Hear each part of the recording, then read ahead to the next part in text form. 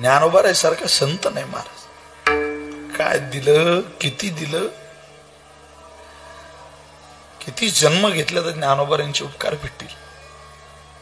कोण देतो? वर्तमानपत्रातली ऍड सुद्धा मग असं फुकट छापत नाही. उद्धाराची ज्ञानेश्वरी फुकट दिली. एकदा वाच, कल्याण होईल.